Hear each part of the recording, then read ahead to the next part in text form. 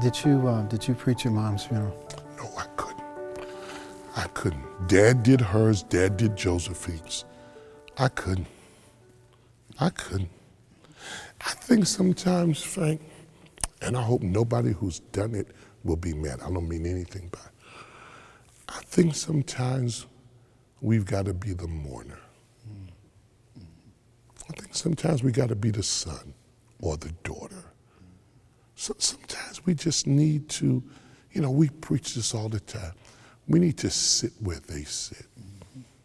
So the next time you preach a funeral, you look out at that first, second, third row, and you can say, I've sat there, not sat there and got up and preached.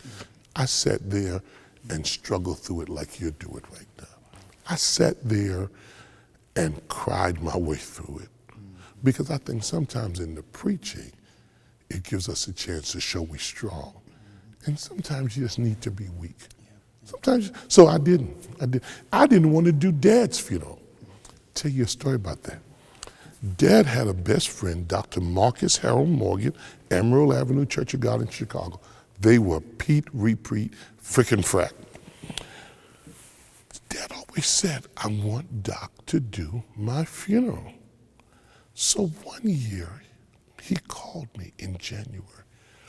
He said, when you coming to see me? I said, well, Dad, I've got King services, and then I'm going to Florida to play golf. I said, I go every year. He said, okay. He said, so when did you say you coming to see me? I go back through it again. He says, oh, okay. He said, so now when did you say you coming to see me? I said, Dad, I'll be there next week. So I fly to New York, stay at the house.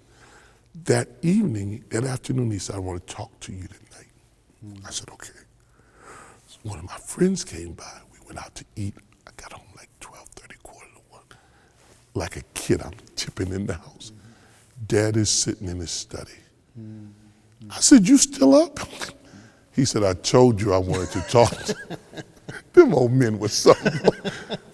He said, sit down. I said, yes, sir. He said, I've been thinking, I want you to do my funeral. First thing I said was, I thought you wanted Doc Moore. He said, Doc's my best friend, but you're my son. I want you to do it. Then I said, I can't do that, Dad. I said, I can't. And this is his words to me. This is how you know somebody's your father. He said, you can and you will. Now go to bed. Got up, pulled his bathrobe around him and went on in the room. You can and you will. Now go to bed. And I got through it. I preached that text about David, who served his generation by the will of God, fell asleep. It's hard. It was hard. I did real good till the end. I did real good. I fell apart, but it was all right. He knew I was probably going to do it, but I did it. You can and you will.